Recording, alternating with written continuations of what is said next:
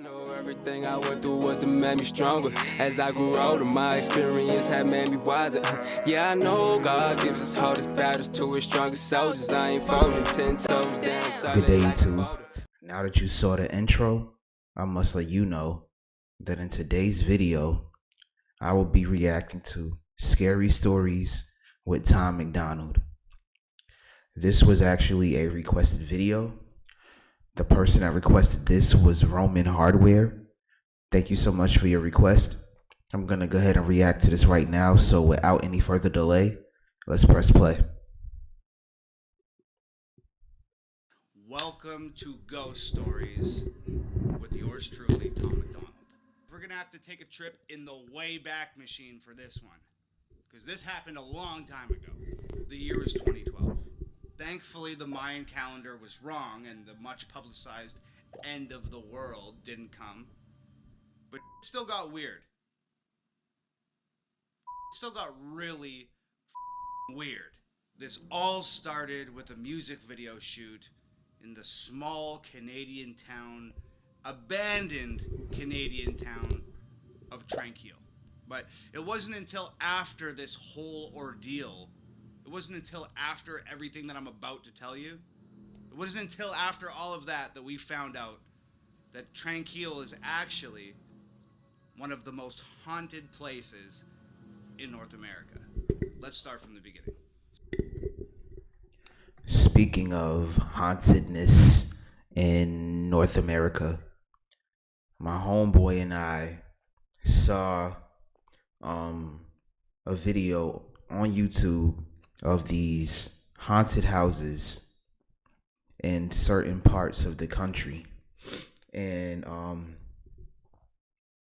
at first I didn't believe it, but they went into detail of what goes on in these houses and what happened with the previous people that owned them. And it's not that it didn't scare me, but it made me think, why do people go to these haunted houses?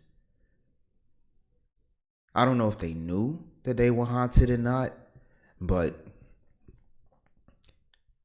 it's just crazy that houses can really be haunted. I thought it was just a Halloween thing. Like, people would make haunted houses for people to walk through. But I guess it happens in real life too. And not on Halloween either. It'll probably be the scariest on Halloween. But yeah, it's crazy. And one of the houses they mentioned was a house in Amityville, New York, which is in Long Island. It's a village in Long Island. They mentioned that there was a scary house out there. Not scary, haunted. So we'll just see what this house is that he's talking about in Canada, his home country. I mean, we're going to continue to listen in. So there was three of us. There was myself, the music video director, and my producer at the time, Olivier. We all piled into a vehicle on a Friday afternoon and started the long drive to a long forgotten corner of the Canadian Pacific Northwest. We were unknowingly embarking on what would turn out to be one of the most terrifying experiences of all of our lives. Aside from a traffic jam on the highway, it was a rather long and uneventful drive. As we drew closer and closer to Tranquil, things gradually became more and more desolate. The cars that we were sharing the highway with gradually disappeared. The streetlights gave way to pine trees, and the tiny communities that just dot the edges of the asphalt were just eventually swallowed up by the suffocating Canadian wilderness. Paved roads turned to gravel, and the gravel roads turned to dirt roads, and the vast forest around us just seemed to entirely close in. And when that scene he was describing, it does sound like something straight out of a movie. Again, I'm not here to say that it didn't happen because I wasn't there, but what he's describing is It sounds like something that was in a movie or in a couple scary movies, but he's telling you that it was brought into real life and he actually seen it firsthand. This is kind of scary, by the way. Paved roads turned to gravel roads, and the gravel roads turned to dirt roads. That's when we reached the Iron Gates. Our final destination, Tranquille, had been cut off from the rest of the world for quite some time. Essentially, Tranquille was home to Canadians who had tuberculosis, and at the time, tuberculosis was incurable and highly infectious. Sound familiar? They pretty much shipped everyone in Canada who had tuberculosis. They shipped all of those people to Tranquille, this tiny town in the middle of nowhere, and they shipped them there to, well, die, essentially. With him saying sounds familiar and then the mask popped up, I'm assuming he's talking about, well, I don't know if he's talking about the coronavirus exactly, or maybe it happened during the pandemic. I don't know.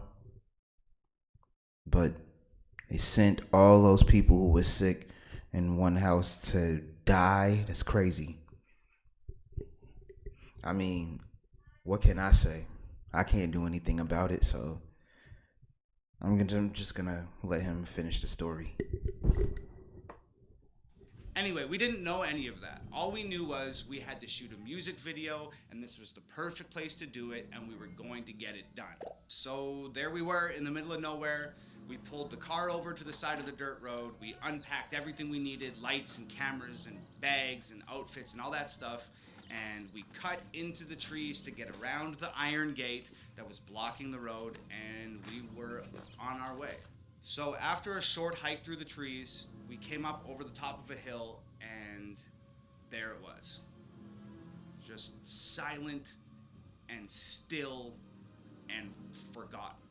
There were schools and houses and convenience stores and hospitals and libraries and paint chips just peeling off the outside of the exteriors of these buildings, just flapping in the wind. Just seemed like they were just clinging to a time a little less lonely. We had arrived at Tranquille. So we made our way down the hill and we crossed the train tracks that encircled the town, and there was no signs of life. And when I say no signs of life, I mean nothing. No birds, no coyotes, no bugs, nothing. Nothing like what you would expect of a town encapsulated in a massive forest in the middle of nowhere. So we made our way towards the 3 dilapidated houses. They were just on the outskirts of town, and they were identical. And they sat all in a row. Same paint, same windows, same doors, same front steps. Each house as perfectly the same as the next.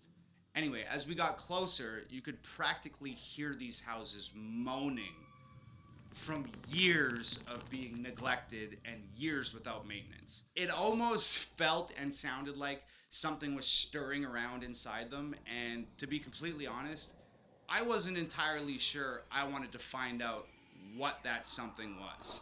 But it turns out that I didn't have a choice. While I was standing there just sort of lost in thought and just gripped by this almost tangible apprehension about the situation at hand, something emerged from the middle house.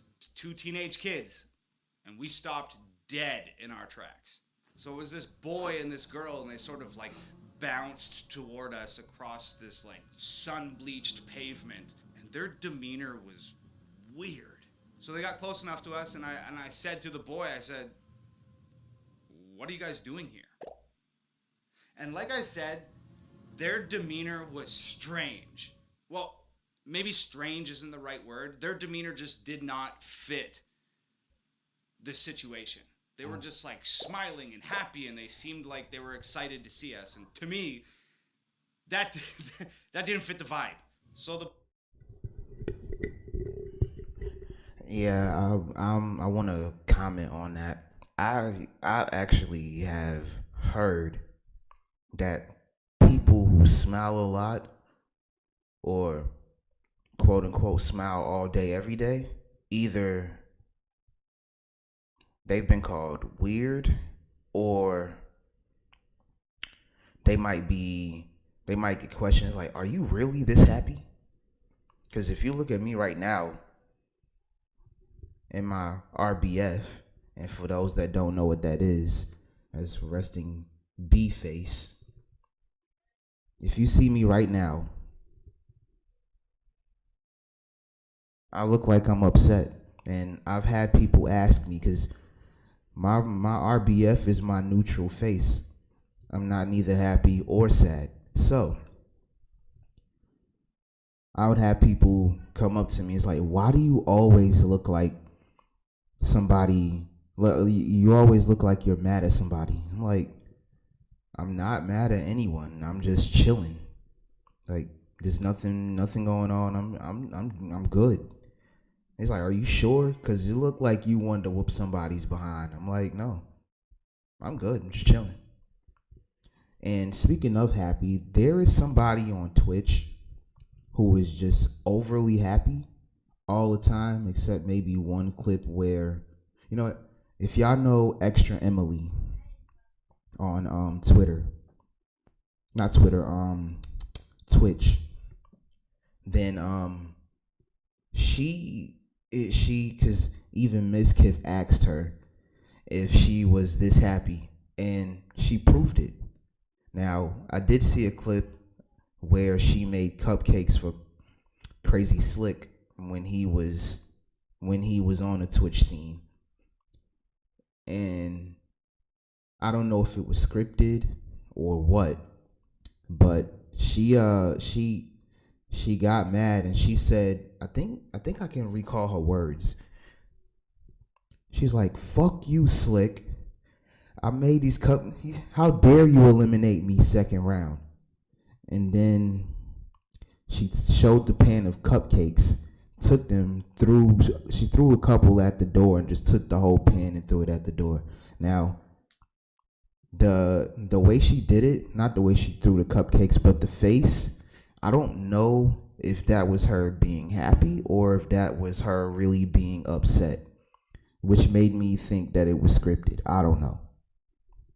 Maybe I'm wrong. I'm just saying, I think that was scripted in a way. But I think she's really that happy all the time, and there's nothing wrong with that. I mean, I'm pretty sure I'm pretty sure she'll have ups and downs just like every other human being will. But for the most part, she's just a happy person.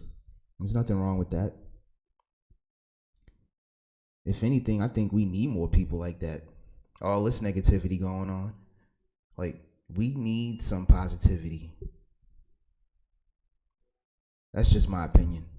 I'm not trying to preach to the world, but I just think that's my opinion.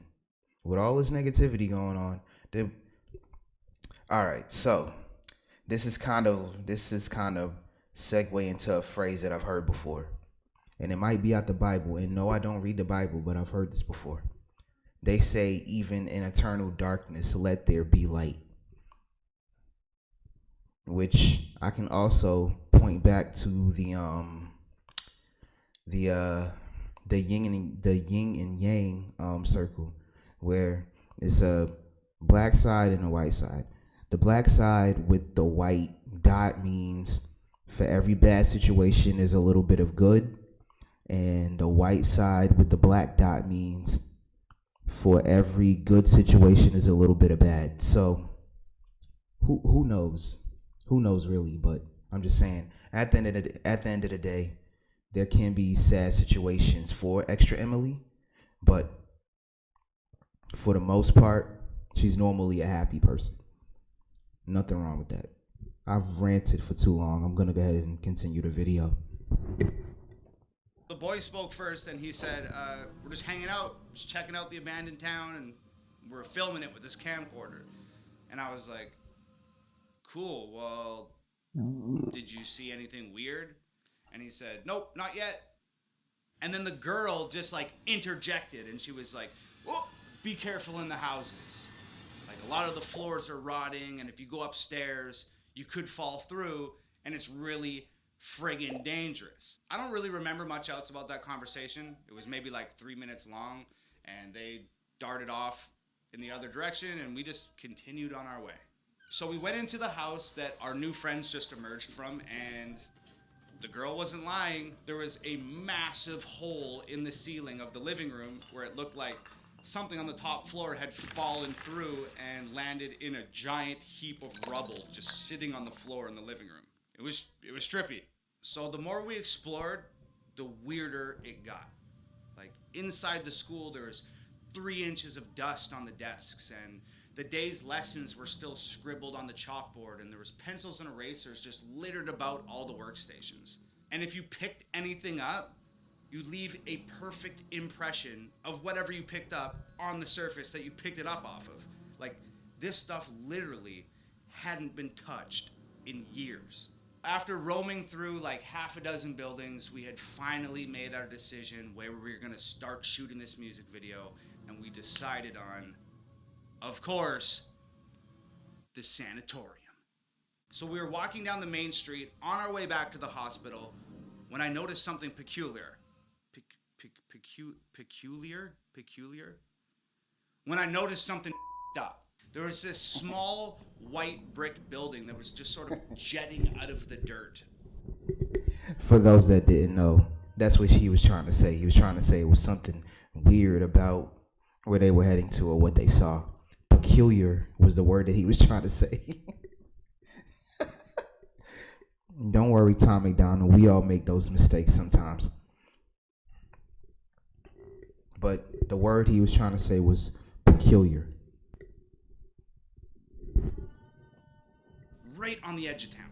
And we had a long day of shooting ahead of us, but Tranquil just felt like it was some sort of portal to like an alternate dimension, and we were just so captured by the mystery of this town that like work came second, and we just wanted to explore. So we took off towards that white building. So this building was essentially just like a brick box. It was maybe like 10 feet tall by 20 feet long and 20 feet wide. And it had one of those big metal doors on it. It was like like something that you'd see on a government building. It was that light green color, kind of like sun bleached by the sun. It was missing its doorknobs. I walked over, no windows on this thing, can't see inside. So I walk over to this big green door, and I put my hand inside where the doorknob's supposed to be.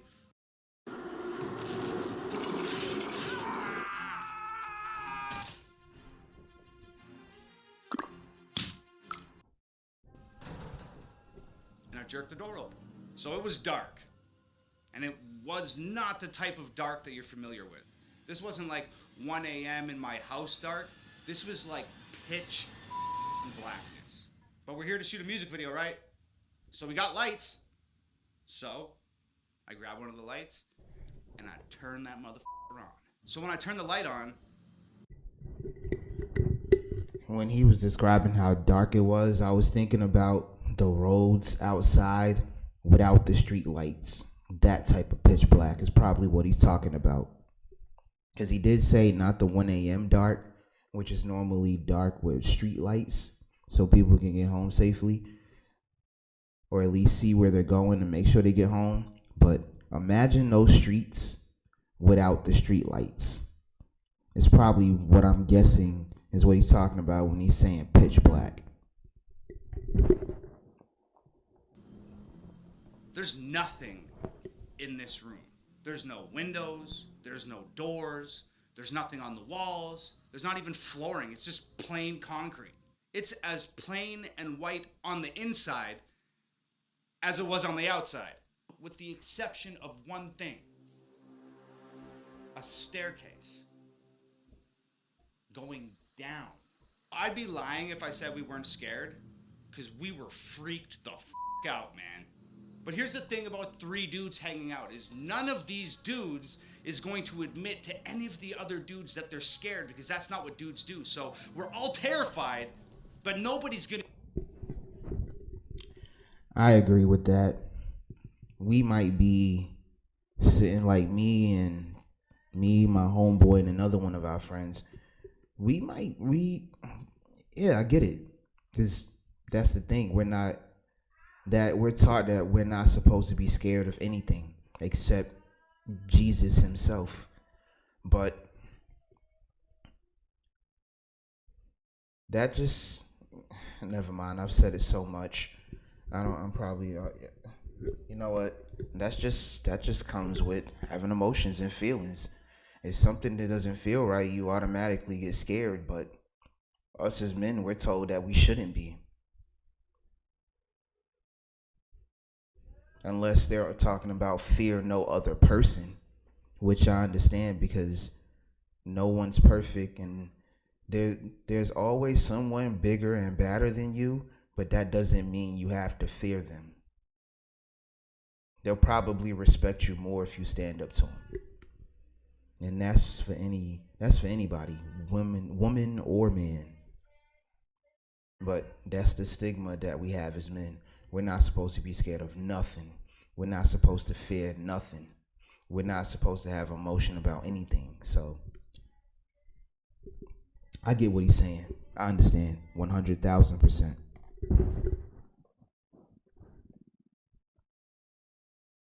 To admit that they're terrified to anybody else. So in the greatest display of masterfully fabricated machismo in the history of mankind,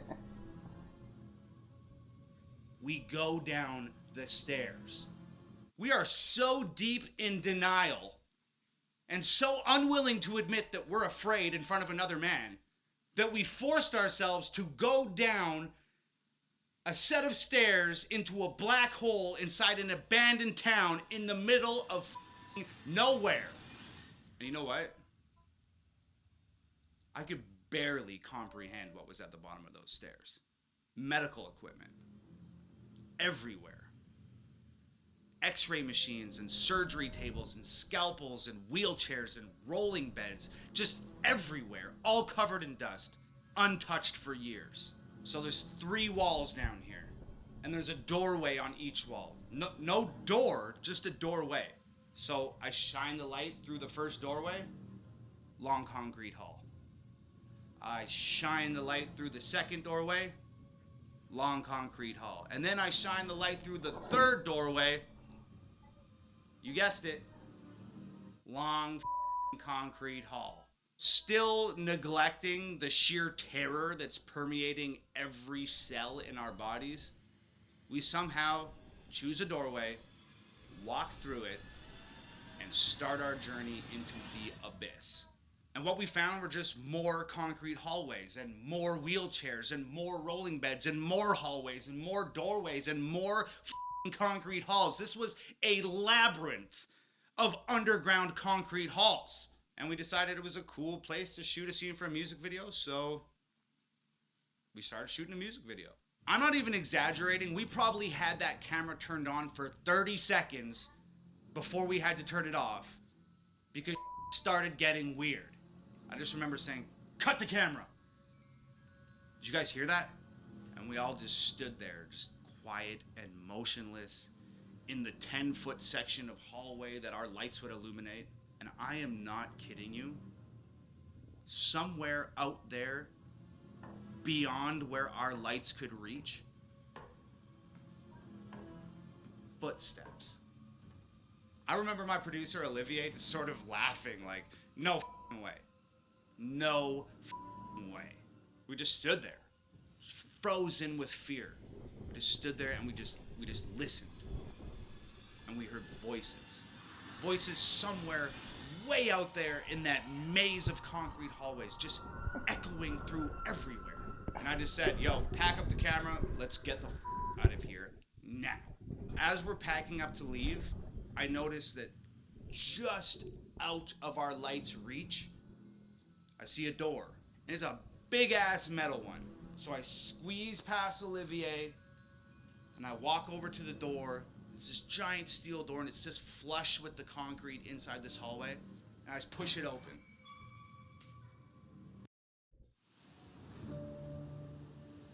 Some gates are better left unopened. That's crazy that as soon as he started talking about opening doors, this commercial popped up and said, "No gate, not all gates shall remain unopened." That I don't know if that was set up that way or if that just happened to be the ad that they added. I don't know, but the timing was perfect. Not all can.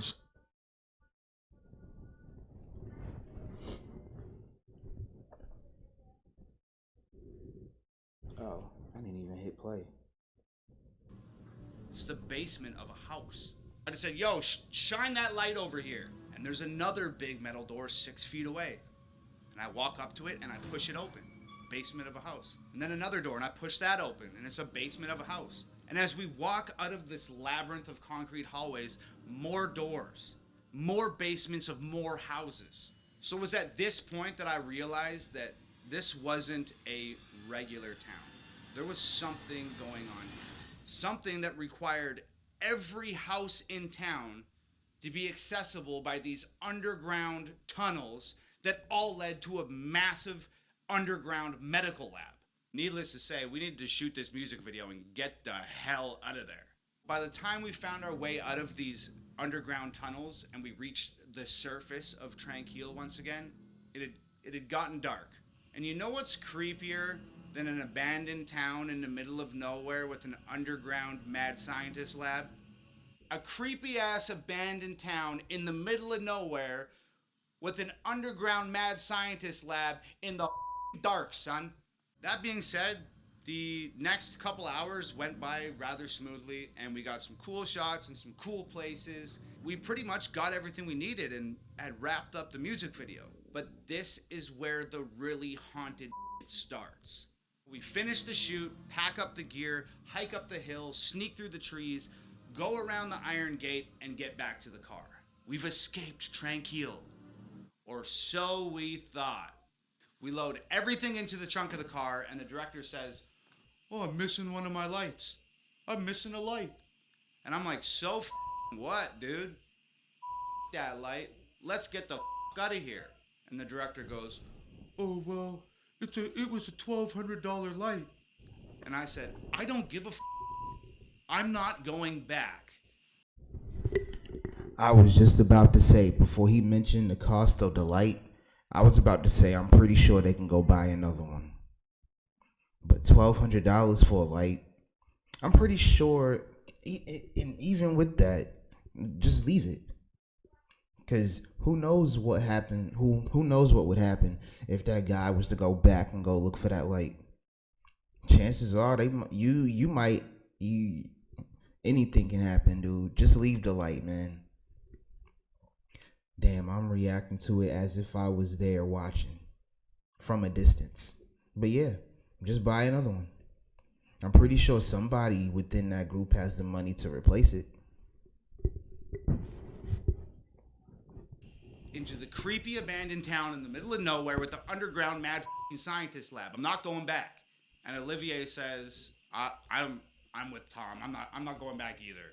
And the director says, "Somebody has to go back because I need that light, so let's all play rock, paper, scissors for it." And the loser goes back into the town to get the light. Look, I never liked fucking rock, paper, scissors. I hate that.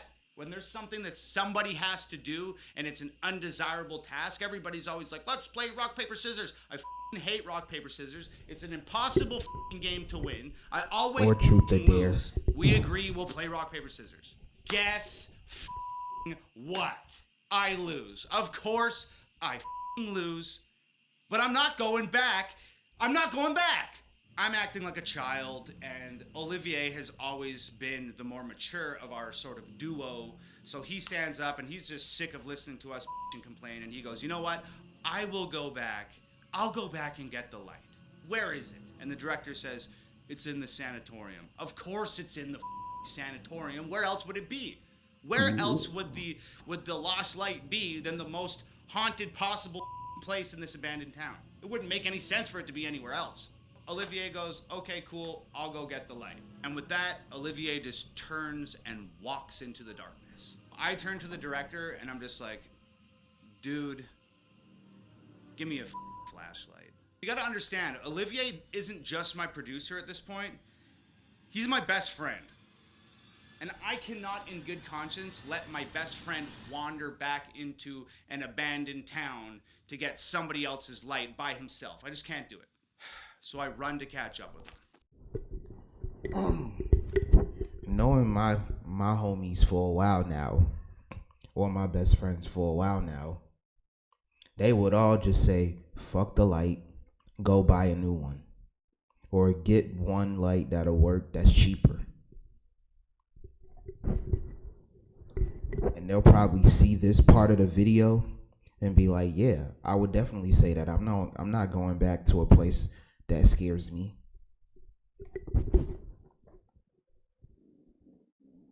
So I reach him and I'm like, I got us a flashlight. And Olivier turns and looks at me and he doesn't say anything. He just smiles, like a full teeth grin, like one of those smiles that somebody makes when they're terrified or when they're fully aware that they're making a very poor decision and they're about to do something really stupid. Through the forest, around the fence, up the hill, down into the valley, we are back in Tranquil. It's pitch black now, and I'm carrying this little rinky-dinky ass flashlight, and we're just navigating through the town, and we're on the way back to the sanatorium. I ask Olivier, where do you have any idea where we put this light? Olivier says, yeah, it's in the big main room. I saw him put it down there. I just don't like him, so I was just gonna let him leave it there and hope that nobody noticed, and we just drive home, and we'd have a good chuckle about this later on. So somehow I managed to let out a muffled laugh because it's funny, but at the same time, it's the reason. I'm not yawning because the story is boring. The story is actually entertaining. I just woke up a little too early and went to bed a little too late. Sorry. So hopefully later on in the day I'll actually be awake. But the few hours of sleep that I got is the reason why I'm yawning right now. And it's probably going to take me a while to actually be awake. Not saying that I'm not awake right now, but to be fully awake is going to take some time for me. Reason why I'm standing in an abandoned town in the middle of nowhere with a creepy ass mad scientist underground lab at like 2 a.m. We go up the old wooden stairs and push this giant creaky ass door open and step inside the sanatorium, and we're at the end of this long hallway. And at the end of that long hallway, there's a giant, big, massive open room, and that's where the light is. So we start walking down this hallway, and there's doorways lining this hallway, and they're all the padded rooms that crazy people would hang out in. We get into the big main room, and as we enter this big main room, I shine the flashlight up on the wall, and just like this perfect, massive piece of art up on the wall, it is painted, "Please burn me down." Wow. Hey. Y'all know what that means.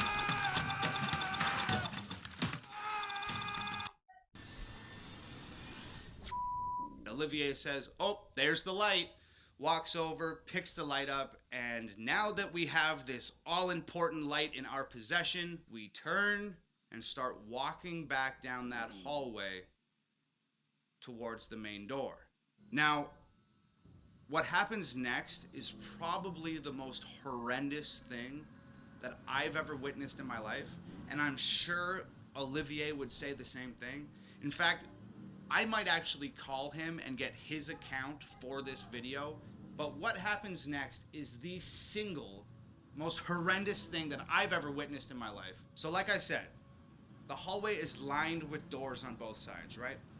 And they're like holding cells, or they're like padded rooms or something. You know the ones? Yeah, you know the ones.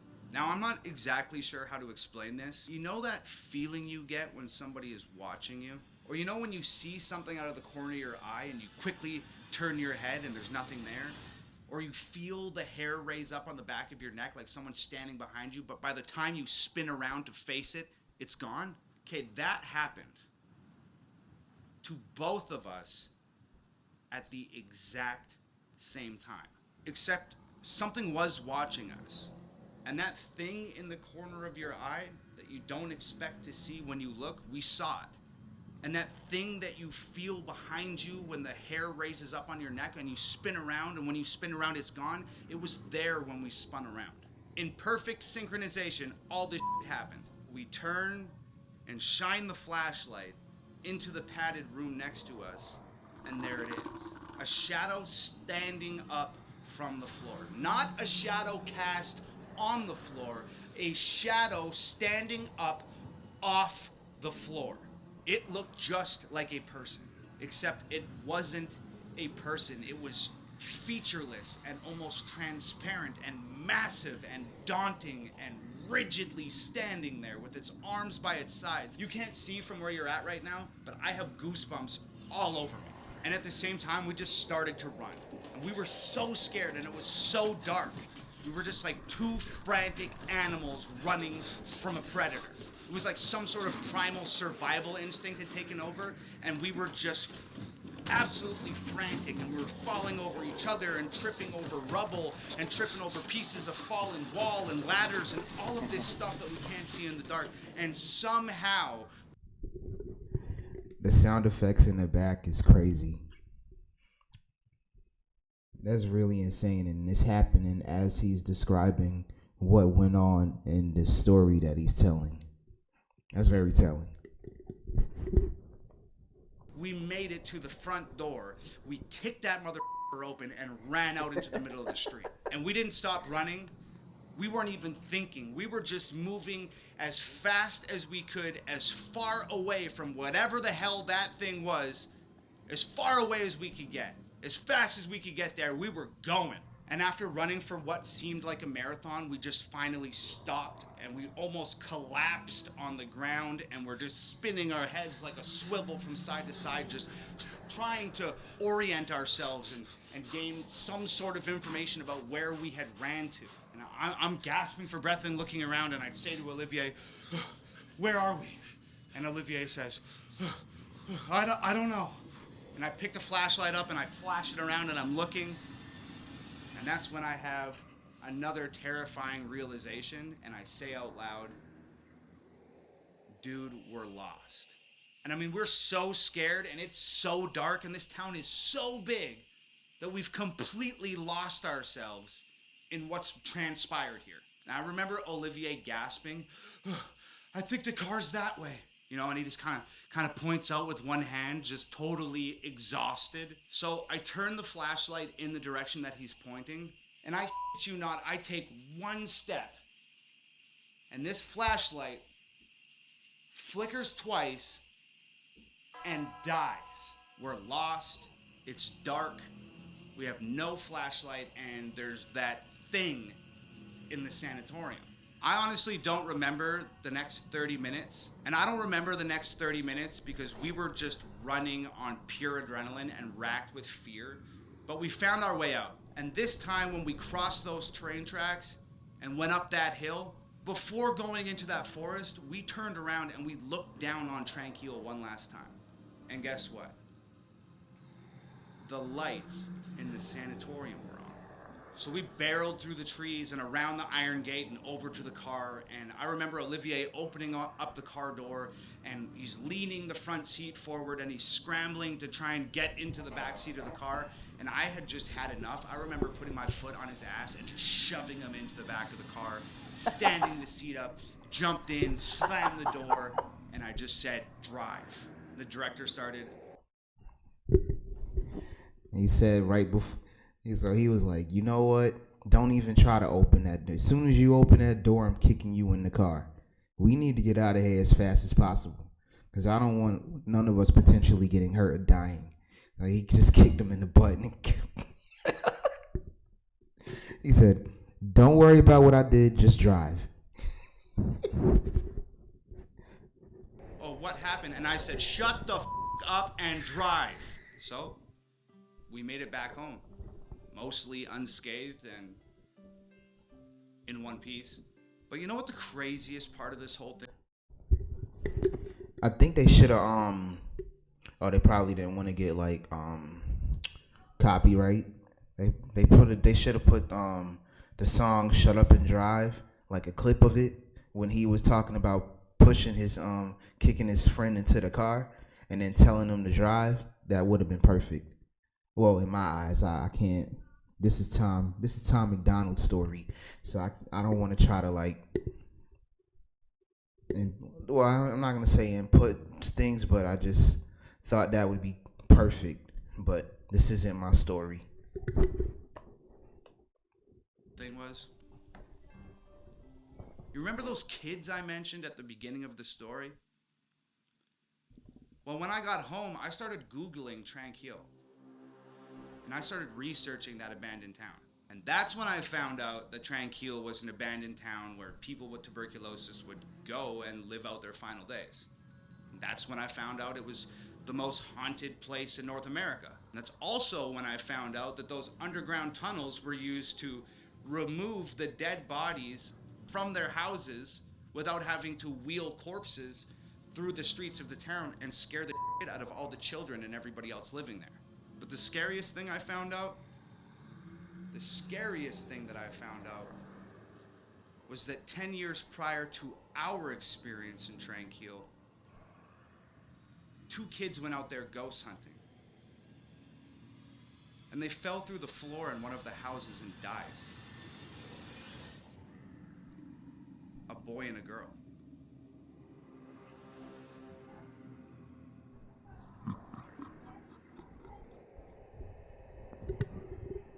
So the little boy, I'm gonna wait for this to stop. So the little boy and the little girl that they saw were the ghost of the little boy and the little girl that went to that house a decade prior. So I think they were the first ones to go through, and they fell through where they saw. And they said they saw like a hole in the ceiling or something like that. I'm just paraphrasing. That little boy and little girl went there and just fell through, and I guess they died because their ghosts. It's like their ghosts, like they were Casper the ghost, both of them, and I guess they were just there to see what else was gonna happen. I don't know, but yeah. I hope I never actually experienced this. I now know it's a thing, but I don't want to experience it because, like I said earlier, if my homeboy said they saw a ghost, oh, best believe we're running. We're not investigating anything. We're gone. Whatever we drop, we got to replace. There's no going back. I could not see myself or any of them going back to an abandoned place or a haunted place to go pick up something, even if it was extremely important.